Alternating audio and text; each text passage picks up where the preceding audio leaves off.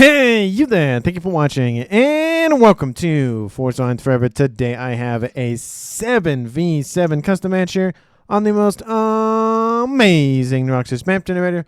So let's go ahead and introduce our teams and our players. We'll start with Team 1 on the southwestern side, and we'll end with Team 2 in the northeast. I will probably confuse them at some point. But again, just as a reminder, Team 1 is in the southwest, Team 2 is in the northeast. Starting off with Team 1's introductions, we have the man on his own little segment of the map, at least for right now. It is the Barbie Pink player of Psychoad. He's playing as an Aeon as an 1800. Jumping over the gap here to the west, we have the Billy Nuke ambassador himself. It is the UEF of Ferv. He is a 1600. To his north in Imperial Grid, we have Yoji playing as an Aeon. He is a 2200. He is the highest rated player on Team 1 and in the game overall. In the westward direction, we have in Rust, it is Lou playing as a UEF. He is a 2000 rated. To his north in Pac Maniela, we have the Aeon of Hollow Submarine. He is a 1700. To his northeast, we have as a Cybrin, it is Namplan playing in Glow in the Dark Green as a 1400. And rounding out Team 1, we have in the northwest direction, it is the Lido 10 player of Colonel Kenny Lee playing as an Aeon. He is an 1800. So over Team 1 side of the map, they have 2 UEF, 1 Cybrin, and then 4 Aeon, which means they have 0 Seraphim. Moving on to Team 2's own little player on his own little side of the map, or corner of the map, or segment of the map, what do you want to call it? It is Chaos Spire playing as a Cybrin in Emerald Green. He is an 1800. In Amethyst Purple to his east on the more main segment of the map, it is Velerone playing as a UEF. He is a 1500. In Chevy Crimson to his southeast, we have Hybrid playing as a Cybrin in Chevy Crimson. He is a 2100. He's actually tied for the highest rated player on his team. And the player with which he is tied with is another Aeon on Team 2. It is Mui. He is in Regal Purple again as an Aeon. To his southeast, we have in Royal Blue. Where is... Oh, he's down here in the pond. It is Kareem playing as a Cybrin. He is a 1600. In Blood Angel Red, blending in with his environment quite nicely.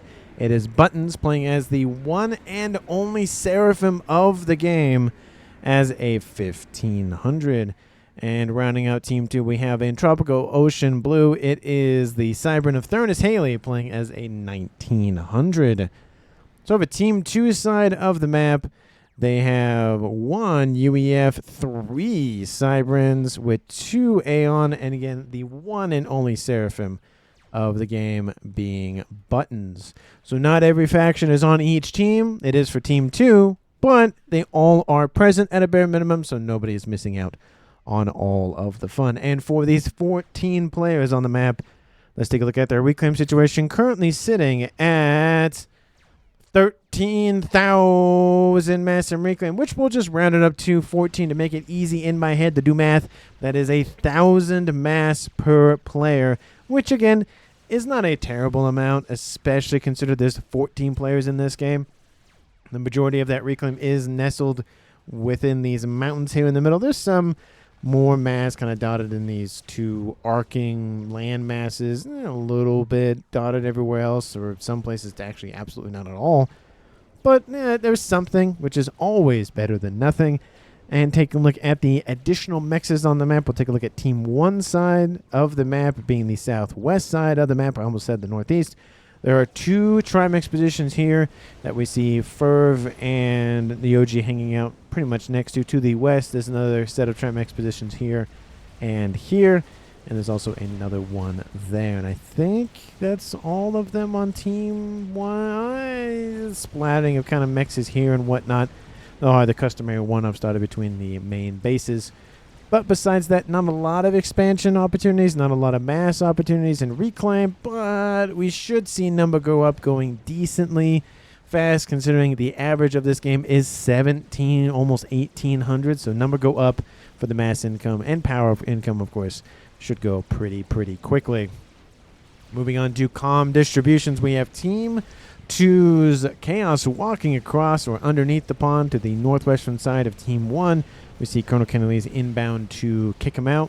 And maybe Hollow Submarine will join him. Maybe he'll sit in the pond. We'll see one way or the other. Gun starter for Team 1's Namplam. He's facing off against Velarone and Hybrid. So there are 3 players on that northwestern side. 1v1ing, maybe 2v1ing, 1v2ing, 2v1, something's going on over there. To the eastern side, we have not the same strategy for Team 2. It looks like he went more towards the nice little bay area of the map. Psychoad dropping a lot of hit points here. Already in the red. Not looking good for that commander. Units are inbound. There is a T1 torp launcher here. He's kind of stuck between a rock and a hard place, or in this case, land units and torpedoes. And I don't think he's getting anywhere. We do see a GG in the chat from Colonel Kenny Lee. And there goes Team 1 Psychoad, the first player of the game to be eliminated. Just over 7 minutes on the clock. Namplam starting a torpedo upgrade.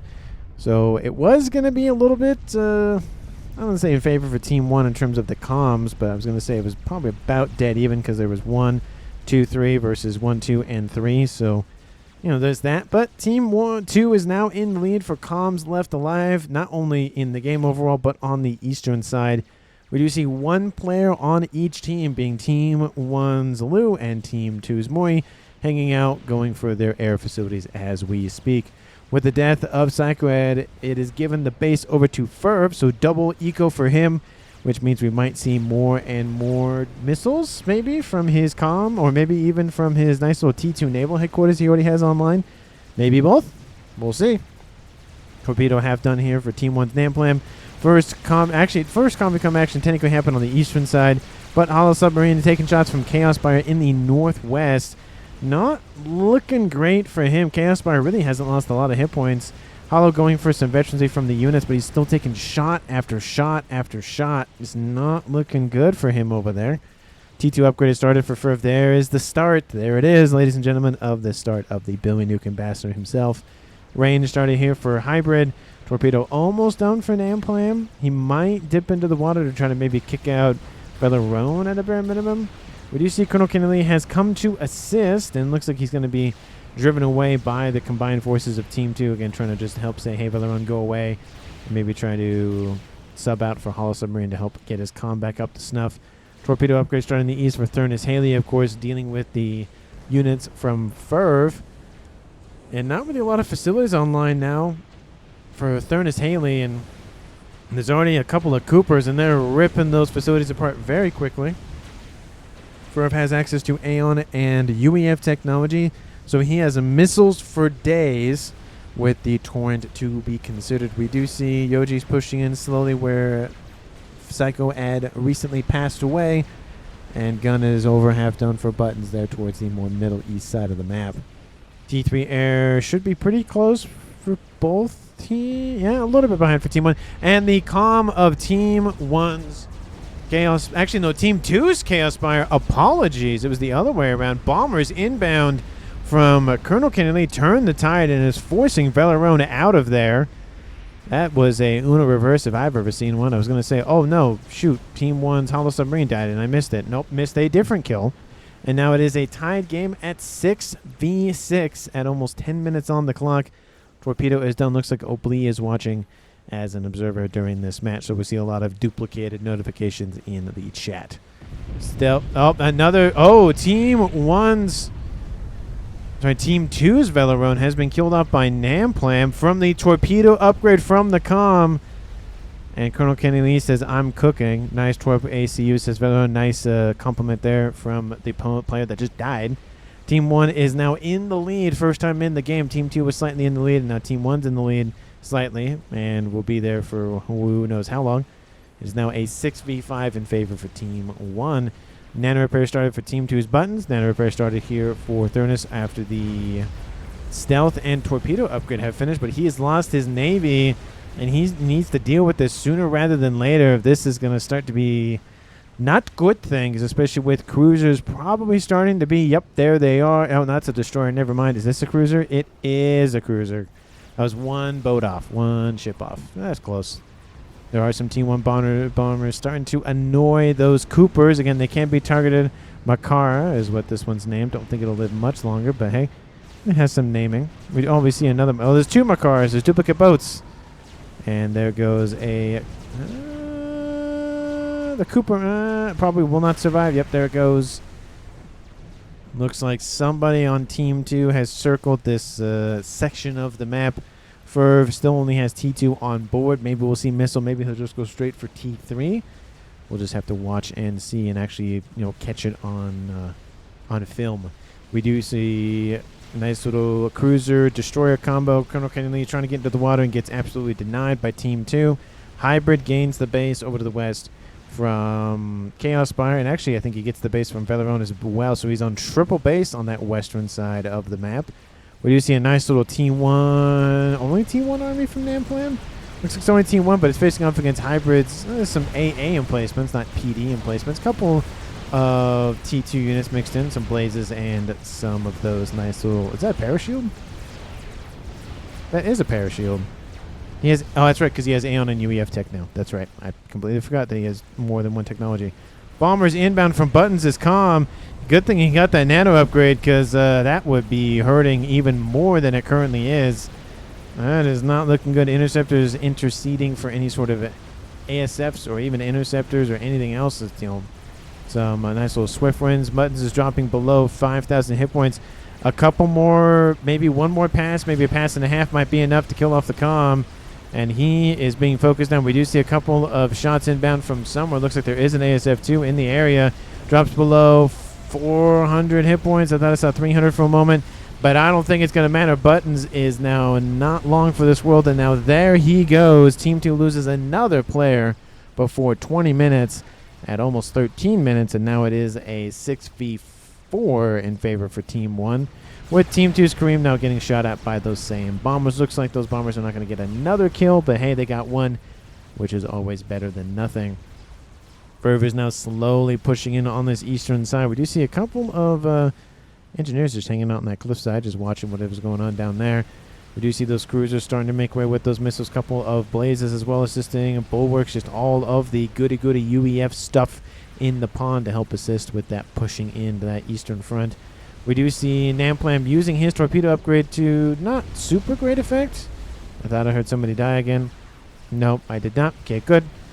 And Namplam not looking too great. The Siren does not have torp defense, so it looks like that's going to be the target now, but going after the Salems alone, probably not the best idea. We do see some torp bombers stacking up for Hollow Submarine to assist. It looks like that's probably going to be the way to do things.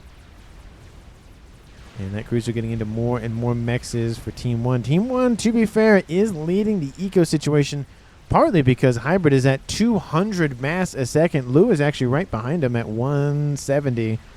But actually, no, Team 1's in the lead. Never mind. I did it. I thought this is Team 1, and I thought this is Team 2, but they're flipped, and this is Team 1, and this is Team 2. Anyway, Team 1 is in the lead, partially driven by Lou, but Team 2 is not terribly far behind. It's not looking super great, but Hybrid is producing the most mass individually. He is on triple base, to be fair, so that kind of does lend towards that extra eco that he currently has. Aurora? Oh, what? I don't know what that means. Looks like they may be talking about the transport that's up there and a couple of mexes. I don't know idea what that's in reference to. We get Hybrid, we win, I think, says Colonel Kennedy is what he meant. I mean, it wouldn't eliminate even another player on Team 2, dropping it to a 6v3, and that's a 2-to-1 advantage. That's a lot more APM to have available. A lot, especially at, let's say, 20 minutes. If they kill them off at 20 minutes, that's a lot of stuff to be able to do more than your opponent, or at least theoretically do more. Still started for Namplam, most likely going for Nano. At least I hope he does. If he does go for the torpedo continued use, yep, there it is. So he might dip his toes once he's done with that Nano upgrade to keep him alive at least a little bit longer. Invasion on the land situation, or just around the bay, is still happening for Team 1. We do see Ferv. Maybe he's going to poke his feet into the water a little bit, get his toes wet, maybe feel how cold or how hot how hot or cold the water is. Ernest Haley is moving in to intercept this little blaze group that's starting to form here. We do see more Team D being built, but again, more missiles are going to be built and fired from that facility. It's just probably not going to be just AA and missiles, but it might just be that, especially if he goes for those torrents and it's just even a worse situation. Then he has cruisers from the UEF side of things, and he has those just spammable missiles. Transport dropping off a couple of Harbingers from Team 1's Yoji. Gunships immediately intercept those and go absolutely not. The Harbingers, though, are on a path for going after the Mexes and maybe getting some TMD, but at a bare minimum, the Mexes draining Thurnus of his eco, making it even harder to defend against, even if he has the build power to back it up. Yeah, they're not going to get too much more further into his territory, but they killed off 30 mass a second. We even see more units now this way. Nice little dual-pronged attack there from him. More Mexes are dead. Mori is being asked to move southward, and then it looks like Kareem is being asked to help assist as well. We do see those gunships are now inbound. A lot more units here for Yoji over here. I don't see any, if at all, any AA. I see, wow, sorry, I see one Ascendant. I see one. There's a couple more. Never mind. And those Renegades are getting hit for AA damage, to be fair. And those units are moving in. We do see Kareem and Mori trying to catch up, but Harbingers move pretty quickly. Blazes move pretty quickly, and I don't think this section of the map for Team 2 is going to be here for much longer if this continues. We do see a little bit of some naval bombardment onto the base here for Team 1's Colonel Kenny Lee. His T2 land headquarters is getting in, and some Mexes. That is not good for his eco at all. We do see Kareem is now getting hit by a couple of those remaining forces. He should be fine, especially with Mori to back him up as well. Sensor package is online for him to get a little bit more intelligence gathering on that side of the map.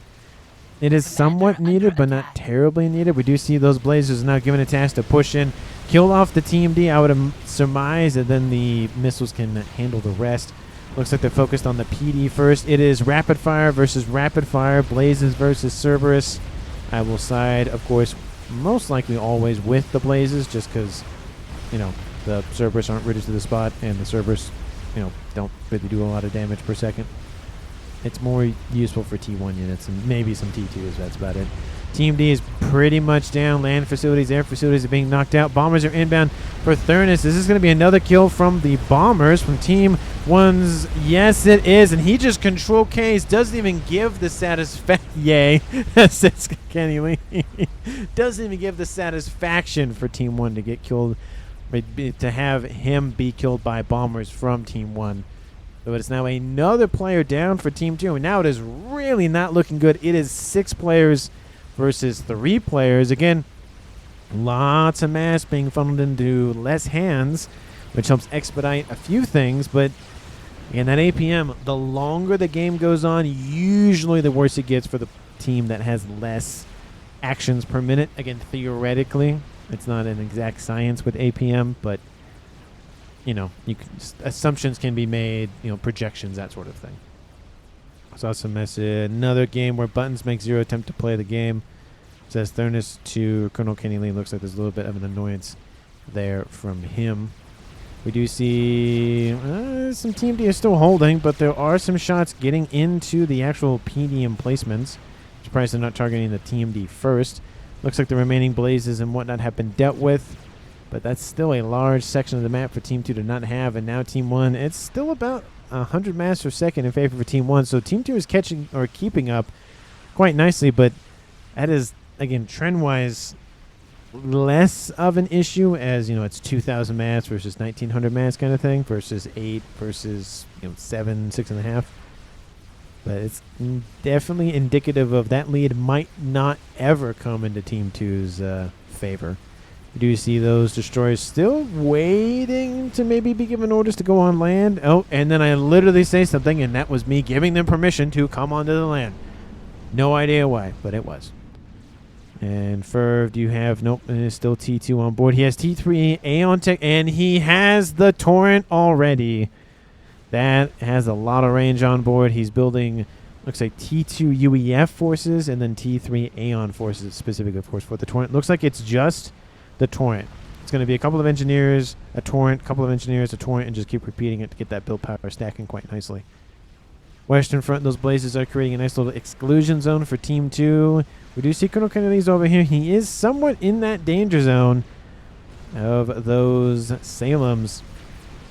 And he's like right on the edge of that. Look at that. His facility's getting hit. I don't think they know where he is. That is Team 1. They do know where he is. Kill Kenny, says Team 2. Oh, there's a South Park joke in there somewhere about killing Kenny. Couple of restorers running around for Team 1's Hollow Submarine. He has a T3 air online, of course, as well as the main air player of Lou, who's actually going for a land experimental, giving the Fat Boy to, I would assume, somebody on Team 1. Air facility online here and here for Team 2. So there's 2 air players, maybe even 3 if we see Hybrid go into air, which, again, 3 players left. Probably not divvy up that many actions between land and air / Navy. So it might be better to just put all of that into 1 or even 2 players' hands versus everybody's hands. We have a heavy shield upgrade started for Hollow Submarine to the western side. It's slowly progressing. He does have a range on board, or advanced range on board. Almost said ARAS, and that is not the right upgrade. Now the game is kind of slightly slowed down. RAS started for Mui, and it looks like it's just Team 1 getting into position. We do see, again, a lot of pressure from Hybrid pushing southwestwardly. This is going to be a big problem, but we do have 3 players right here and here. And upgrades, no upgrades, gun, nano, and torpedo, gun, speed / range, and then, of course, the shield heavy upgrade. But you see, I think it's T3 mobile art. Yep, T3 mobile artillery is standing by. They're targeting something, but they're most likely going to hit those sailors because they move slower. And we do see more and more sailors pushing in the western side now, cruisers to back them up. The further away this army gets, the less coverage that AA has for Team 2.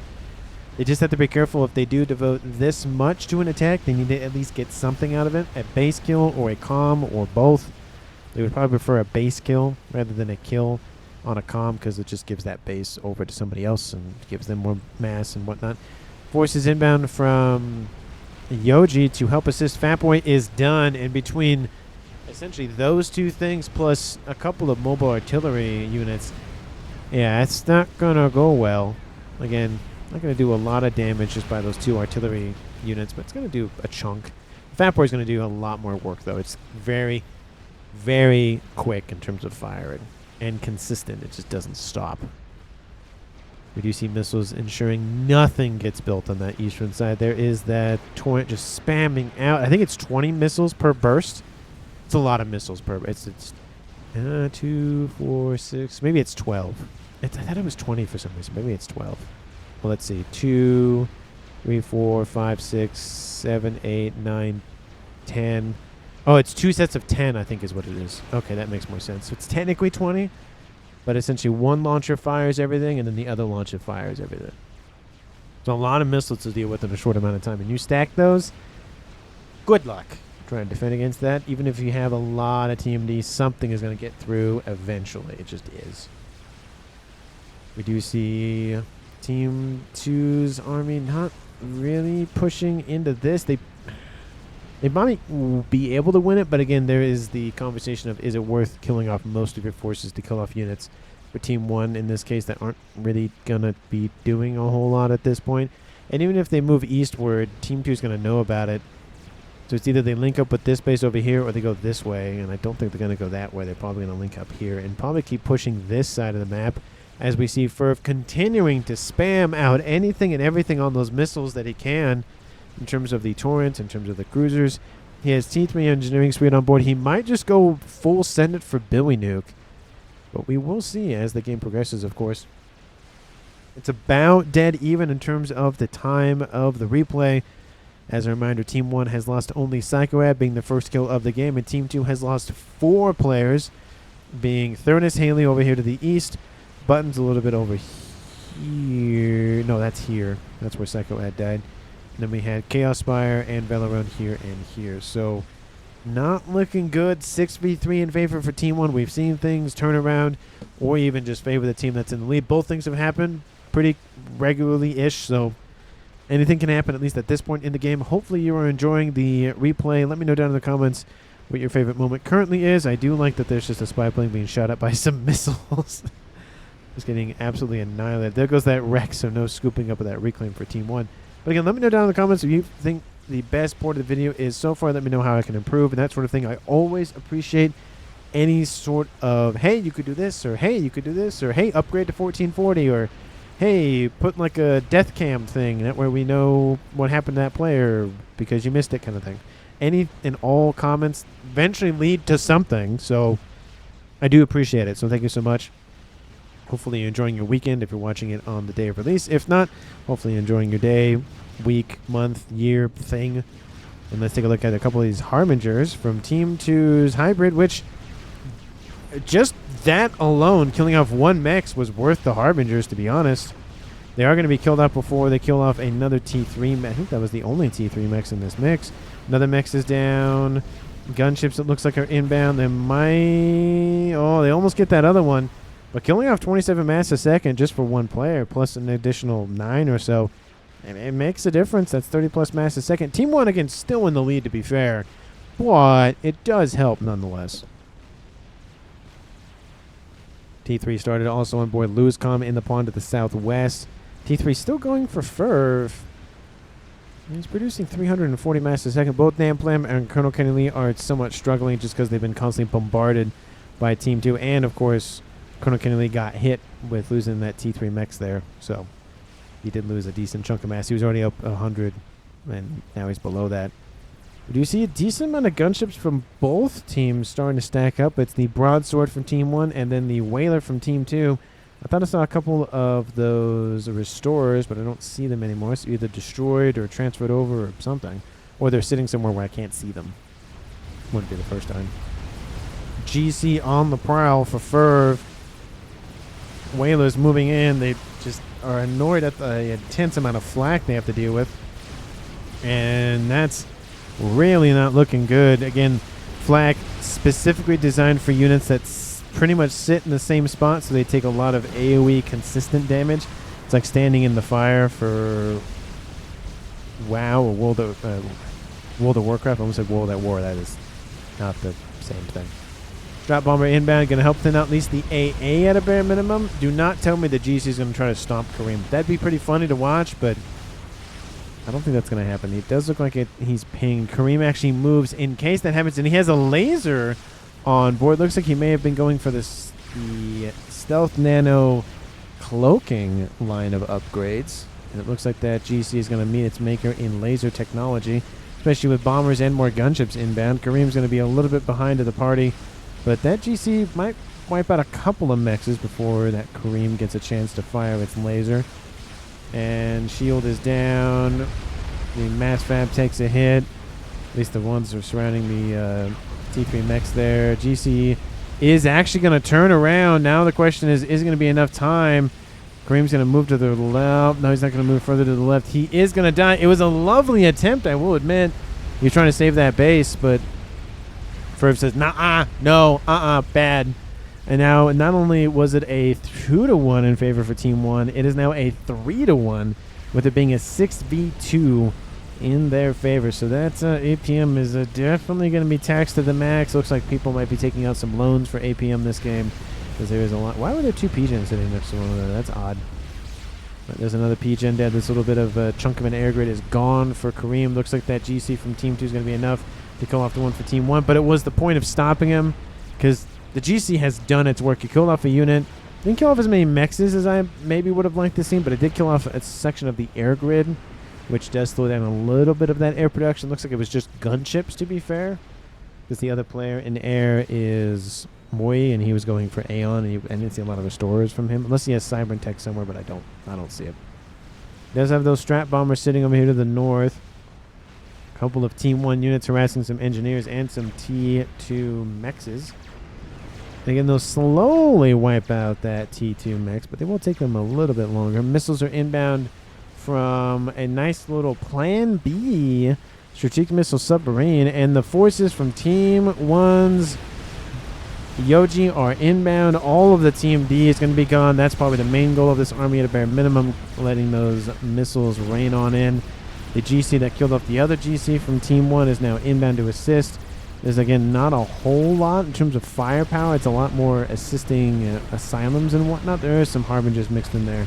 The main goal is to wipe out at least some of the TMD to allow the rest of the missiles to be able to kill off a lot more of the TMD. And then just slowly chip away at the defenses and whatnot. Looks like the TMD might slowly be holding, but not looking super, super hot.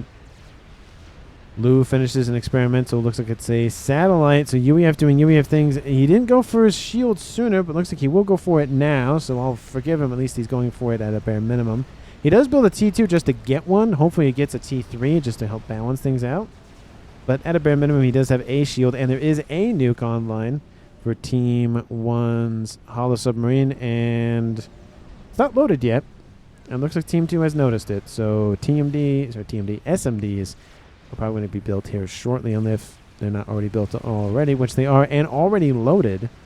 Not over here, though. That could be a nice target. T3 Naval Headquarters. Couple of aircraft carriers being built by Hybrid to just scale air as fast as possible, it looks like.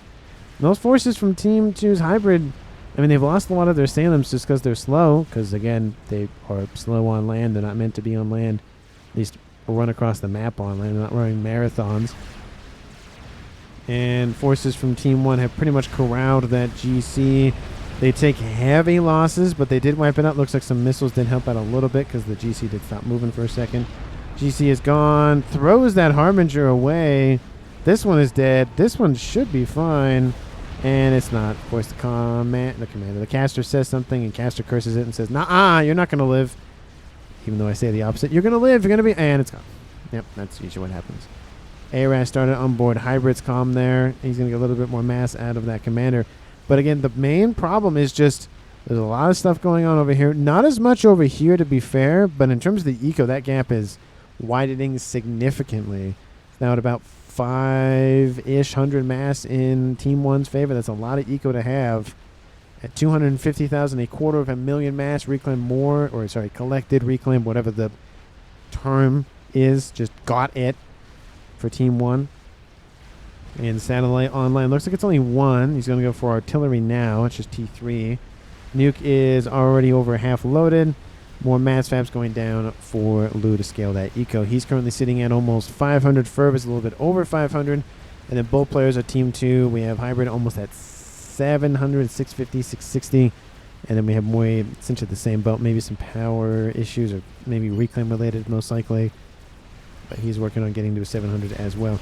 GC not looking too hot from Team 1. There's a lot of forces moving in to assist with a FAF boy. Gunships as well in the air moving in. There is a decent amount of flak here for Hybrid as well. They are targeting the AA first. Such a good call, of course. But look at that, just getting absolutely shredded. Strat Bomber inbound for the GC. They will wipe him out, but it did get a little bit closer to Team 1 side of the map. So at least at a bare minimum, it's a little bit closer to get to that amount of mass. And we do see GC's back in the base now belonging to Moy, and he's just taking hit after hit. Strap bombers, that's 18,000 damage right there. Looks like actually some of them missed. The GC looks like it kind of curved at the last second, so those missed, but still took some damage nonetheless. GC also inbounded, but look at all of the missiles. We only have 3, which is a little up. Sorry, no, we have 4 now. Ferv, did you go for the... You're almost there. You're just literally one step away. Why aren't you building the thing? Is it just because Team 2 knows you're going to build it, so you're not going to build it just to spite them, maybe? I don't know. Or me. I like seeing building nukes. Come on. There's not that many UEFs in the game. Actually, he's one of 2 left. Lou is the other one on Team 1, and he's focused on air and whatnot, so... I don't know what is this satellite doing. Is he really just going to keep it at base and just use it as an actual defense satellite, the thing that it's actually named? That would be not a first, but very rare. Nuke is inbound from Team 1. Looks like it's going for the T3 Naval Headquarters, and Team 2 knows it. Or at least Hybrid does, and he's moving at least some stuff over. And that's not going well. Looks like somebody from Team 2, I think that's Chaos, making a comment about sending forces this way. Yep, that's what's happening. Moy builds an experimental, looks like another GC, most likely, or Mega. Where's that plan B? It's over here, so out of range of the engineers, but kaboom! Wipes out 3 of the 4 aircraft carriers and the headquarters, so no battleships for Team 2's Hybrid. He does have the sub nuke, and it is loaded. The naval nuke is ready to fire. That would be a good base to target. This would also be probably a better base to target if it's within range. This one probably... that one might be within range. Yes, that one is in range. It's the red ring that is, which was an annoyance to have happen to your Xbox 360, which didn't actually happen to me, which is annoying because it was the Halo 3 edition that it happened to. I still have some of the stuff, but I don't know if I have the console. I did take the hard drive for whatever reason. It was only like a 13 gigabyte hard drive, which is just weird to say that a console had 13 gigs only of space. And it was removable, too. And just tons of missiles. That crab is really just going to demolish this. There's not a lot of direct fire weapons. It's just indirect. However, if the GC gets there and stops the crab from moving, that might be enough to just eradicate that Megalith's hit points. That Plan B still has not moved. I think it's... Oh, nope, never mind. He did move barely within range. That Nuke is not going to have a fun time. No, and that's a lot of mechs dead. That's at least these 5 here. Maybe it'll be lucky to clip this one. Probably not. That's 27 times 5 and then 8 times 5. So that's 40. I mean, we're looking at probably close to 200 mass a second. Well, it's 125. It's about 170, 180. Here comes the Nuke in all of its glory. Kaboom! Almost grabbed that. 540 hit points remain. That is a demolition, just a perfection of a strike. By the way, the Megalith is getting shot by missiles over there to the east now, and there's also another Megalith. That Nuke sub has now killed off 93,000 mass. It 1,000% paid for itself. And that is a devastating blow to Team 1's backline, Eco, and, again, a Nuke as well. Artillery is now online for Team 1, so there is that. And looks like the satellite got reclaimed? Did he really reclaim that satellite? What are you doing with that? I'm going to come back to that later. And we do see a GC in the water. GC's inbound. There's a couple of gunships, nothing too crazy. Lots of flak here. A decent amount of shielding to protect the missile-capable ships, but again, the missiles shoot at where the unit was, not where the unit is going, unlike artillery, but kind of has more of a leading shot to it. But that torrent's dead. This torrent's probably dead. There's 4 more remaining. The GC is falling back. Ascendants are being killed off. Again, the GC can only get so far before its laser is no longer able to be activated in the water. Harbingers and 2 GCs are going after that Mega. That's going to be a win for Team 1. There's a Mega over there. It's getting hit because it's walked back and forth a little bit. That's, again, a decent chunk of damage. So it's not really in the best fighting shape. That Eastern Front is probably going to be the way that Team 2 probably loses the game, just because it's a lot weaker. They are putting a lot of effort into it, to be fair, but the Western side's kind of just been standoffish. There's a nuke there, of course. There's the naval nuke, the mobile nuke. But besides that, it's not really aggressive, at least at this point. It's a lot more earlier. Rebuild, most likely going to happen here sooner rather than later. Looks like he's going to go for RAS comms to help with his eco problems. All submarines still sitting at almost 200 mass, a little bit over that, so it's not doing terribly, but he did lose probably about half or so of his eco, so he's not feeling well right now in that department. His pocketbook's kind of light on money for gifts this year. We do see Megalith still surviving, but eventually will be killed off. This GC actually just... Oh, there it goes. I was going to say, ignoring him. There's the Megalith. It stops moving, which means the missiles can hit him, which means it's just a lot more DPS added. Scathis started by Team 2's Moi. What? No, you're not building a Scathis. That's a Megalith. They think he's building a Scathis. That's definitely a Megalith. Artillery rating in on this position. Looks like it's killed off a couple of structures. Nothing too crazy, though. And shots continue to rain in, but it's not terrible for Team 2 at this stage, with only 1 artillery piece. Long rare it is. There it is. Billy Nuke has been started by Team 1's player of Ferv. The Billy Nuke Ambassador is here. Another nuke is inbound. It is a naval nuke, to be fair. Team 1 probably has SMDs somewhere. I don't know if they have them in every base. Both these comms are moving because they know they are in danger. And it's going for Namplam's base. That's not going to feel good. No, it actually goes further. It's going to go for... Oh, it's going to go for the artillery. Is there any SMD within range? No, there is not. I feel like that's a huge oversight by Team 1. Kaboom! Ooh, clips a couple of the air facilities for the air grid there, but that is a lovely dual set of nukes from Team 2. The first one was amazing. The second one was also amazing. Up to 213,000 mass killed. That's more than the first one. That's actually over 100,000 for that naval nuke. Lots of ASFs online for Team 1's Lou. Closing in on 20 minutes on, 40 minutes on the clock. Don't know why I thought 20 minutes. And P-Gen does get hit. A little bit of loss in shielding strength, which means artillery will start chipping stuff away a little bit easy. Early thing. Boom nuke is done. You shall not pass as Colonel Kenny Lee. Yeah, I'm surprised that Team 1 just doesn't have more SMDs, especially in these two bases. Nuke done for Colonel. He's started on loading it as we speak. We have a GC heavily damaged, but still alive and kicking until I make a comment about it, and then he's dead anyway. And what's going on, says Chaos? By talking about this, I would imagine that's a lot of Reclaim. Team 1 has it firmly under their control, and we have seen Reclaim turn the tides of engagements quite significantly. Team 1's already at 300,000. That's one of the reasons why their eco is just skyrocketed for total mass accrued. And there's a lot more mass to be had over there as well. Currently on the map, looks like it's probably about 70, maybe 80. No, just 160,000 mass. That's a lot of mass to have that I was actually severely underestimating. And the missiles, unfortunately, are actually kind of raining into where the GC was and then now is. GC Megalith needs to keep moving. It's dropped almost into the yellow. There's another GC inbound. Team 1 is there to reclaim. Team 2 is going to try to get something out of it, but yeah, good luck with that. There's a lot more engineers here for Team 1.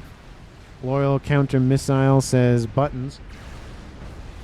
And probably talking about maybe just go for Loyals. But because there's so many missiles and they were underneath shield coverage and there's TMD, that's not going to matter. Now grabbing the Billy nuke, that would be a significant... Okay. He's going to do the teleport shenanigans with it. Okay. So till death, I think his button said. Mikey Wood moving it around this side, trying to collapse onto that Fat Boy there. Fat Boy now within range. Still that visual glitch, so I don't know if they'll fix that or not. I would hope they do. Just looks odd. It's giving more texture to the ground. It's importing more mass and power than what originally was there, but you can't harvest it at all. And Fat Boy has lost its primary shield. Fat Boy actually might get out of there, and Mikey Wood's going to get out of there as well. Okay, for where you go. Oh, he's not done yet. He's at 80% and climbing. Oh yeah, let's go back to this. Okay, what do you have? Okay, you have the sacrifice mechanic, you have the teleporter, and RAS upgrade. Okay, well I know what you're doing. Don't know where it's going to be put, but I know what you're doing. And for those of you who are unaware, he's going to use the Aeon unique of teleporting SACUs, sacrificing for a unit, and then just essentially plopping down a GC somewhere on the map just instantly. Nuke is inbound from Team 2. Once again, that's the third nuke from that nuke sub. Again, 222,000 mass killed with one nuke sub is very good. And those units are moving, but Colonel Kenny should be fine. Even... Is it 30,000 damage? We'll see, because he's at full HP. He should get hit by this. He drops to 25. He loses about 25,000. So actually, Colonel Kenny would be fine. Even if it was 30,000, he'd be fine. But he does get out of unnecessary danger for now. And we have more and more wrecks all over the place. There's 2 more there in terms of GCs. There's 6 more, I should say, in total, including those 2. There's a lot of mass to be had. GC's on the edge of the map, though. There is a Megalith to try to stop them, and then Furf goes, maybe? He's going to teleport with his comm. He's not teleporting in just yet. Now we have the GCs chasing down the Mega, but that's a lot of strap bombers, and do they one-tap it? No, but it's pretty gosh darn close. That's a lot. That's a lot of firepower. What is that, a squadron or so? A little bit over that, about a squadron and a half. That's 3,000 damage per, so let's do 18. That's 54,000 damage. It's enough to dual tap a GC. They do eventually kill off the Megalith, probably in part due to the fact that a little bit of that AoE was helping Team 1 kill off the megalith because it's not the same player controlling the unit, so there's actually a little bit of friendly fire there. Anyway, we do see that Team 2 has spotted Colonel Kenny Lee. He's got to move. He was barely within range in the laser. Oh, he's still within range. Get underneath shielding. What are you doing out there in the middle of nowhere? Did he get some veterancy from that? He might have, but his shield is down. He's going to lose hit points regardless. Hopefully he doesn't get booped by his own forces so he can get out of there. Looks like a little bit of movement to help out, but he doesn't get underneath the shield in time, and there he goes. Team 1 loses Colonel Kenny Lee to hybrid. 1 GC is down. 2nd GC will eventually fall. And crash damage will help out a ton, and that'll be the death of that 2nd GC. Team 1's now down to 5 players. Team 2 is still at 2. It's a 5-2 advantage. It's still a lot of comms to be up. It's not a 3-1. That's insane amount of advantage there. But 5-2, it is somewhat recoverable. The more players Team 2 kills off, the better it is, of course. Same thing for Team 1, but it's just not looking good. This is still the worrisome side of the map. Team 2 is starting to get some momentum build on that western front, though, with the nuke really hammering it home. Was that a Loyalist redirected missile? Maybe? There's not TMD on that thing, so strategic launch detected. Maybe? There is a Loyalist here. Look at that. Yeah. Nuke is inbound from 2 places on Team 1 side of the map, or just 1? Because I heard 2 nuke launches. There's one there. I don't see the other one over there. Where's the other one? Am I just blind like I normally am? Oh, it's over here. Oh, oh, no, that's the comm. That's not a Billy nuke. That's not a nuke. Ooh. GC was built, teleported in, and sacrificed. There goes the nuke. And there goes that nuke. Wipes out a chunk of Muri's base. The rest of that's going to be destroyed by the GC. I'm going to fan over just for a second. Kaboom! Wipes out a couple of forces there. Kaboom! I don't know if I said kaboom. I want to say kaboom again. Kaboom! Wipes out that. Muri gets out of there. Not looking good. So, yeah, those were sacrifice plays. Built the GC probably around there somewhere and then walked it. It's going to kill off this nice little mass FAF farm here with some air facilities built in as well. That's going to be a nice little kill for that GC. Gets him to 32,000 mass killed. GC's going to intercept. Another Pigeon's going to go down. Another Pigeon's going to go down. Another Pigeon and another. That section of air grid is down. I think that's all of the air grid, I believe, for Team 2. Yeah, that's all of them. Team 2 cannot build any sort of ASFs until they fix their air problem. And we have artillery raining in from Team 1 as well from a different location. Looks like, yep, emissary there. And northeast. Billy Nuke lands up here. Looks like Team 2 has spotted him. And I do hear strats somewhere. I don't know where they went. Looks like he went for the comm. He actually did some damage to, looks like the ACUs. They're inbound for the comm. He's going to get out of there. And he probably will get out of there with no issue, to be honest. If he really wanted, he could probably teleport here and then jump to the pond there, but he just wanted to probably make it one trip. A lot of the naval forces have been pushed back again by Team 2. A couple of those, I can't even... Aspidochelon? I don't know how to say that. Anyway, something that's named there, that's just a silencer. And in this game, it actually is called a silencer and not a suppressor.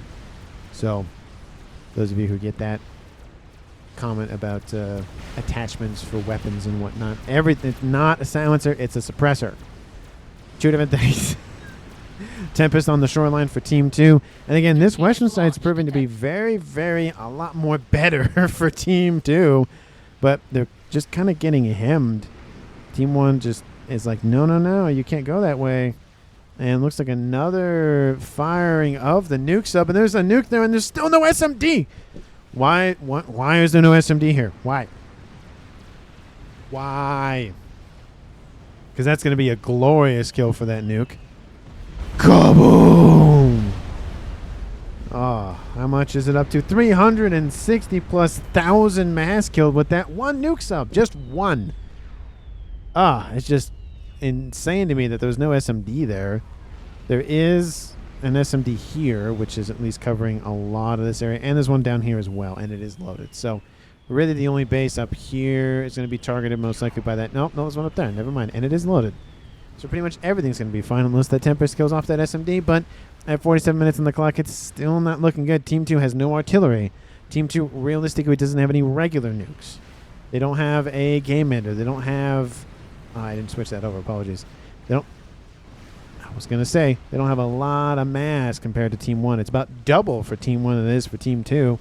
That's being driven by Ferv at 800 mass, and then below him is Yoji. He's producing about the same as one of the players on Team 2. Strat Bombers inbound to kill off maybe that one crab, which they do. This is the last remaining set of ASFs, and a lot of them are bingo on fuel, so they're not as fast as their compatriots that still have fuel.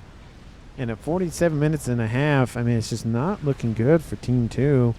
Team 1, it was just right out of the game. Boom, boom, boom with kills. And looks like the air fight will happen. Looks like Team 1 to draw them in just a little bit more. There's a little bit of AA dotted around. And again, it does matter, but it doesn't necessarily matter who wins the fight as long as ASFs are killed on Team 2's side, because Team 2 can't rebuild them anytime soon. So Team 1 can easily just outproduce them anyways. Which, again, given the fact that a decent amount of them were not really working because they were bingo on fuel, they were just out of fuel, that is a air sweep for Team 1's Lou. He's probably at they own air, which he definitely owns the air in this game.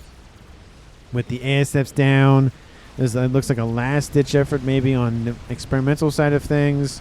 There's strats running around now for Team 1 over here. Those strats got annihilated before they could do any more damage. Moik actually control K's in the corner of the map. And it's just not looking good. Megawith in the pond. I was like, is he going to get ground fire? Because that'd be very funny. But no. Nuke sub fires another payload. That thing just won't stop, will he? Jeez. He's going eastward. It looks like for this space. Some configuration of that. Oh, no, he's going to stop short, go for these 3 GCs. Will he clip this one is the question. He does. He almost kills off one of them and severely damages another. But it's not going to matter too much. Where's that other... Oh, it's down here, the nuke subs. Nuke subs are inbound. Looks like it's going to land probably short, go for that hodgepodge of defenses there. A hodgepodge being just a lot of TMD. A lot. That is... 57 on screen, went down to 7. 50 of them were killed off by one nuke sub.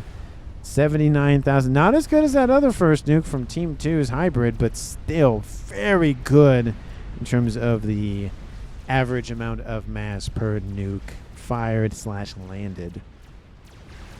And 3 GCs versus 1. That one will definitely die. This one probably not. If he goes for that other one, he might get 2. But again, you do 100% of the damage at 1 HP. And looks like he is going to target the weak one, but it doesn't even matter because I think, either all get veterancy or at least get some veterancy. So none of them died. And there goes Hybrid, the last play on Team 2, Control Ks. And that is the end of this 14-player game at almost 50 minutes on the dot.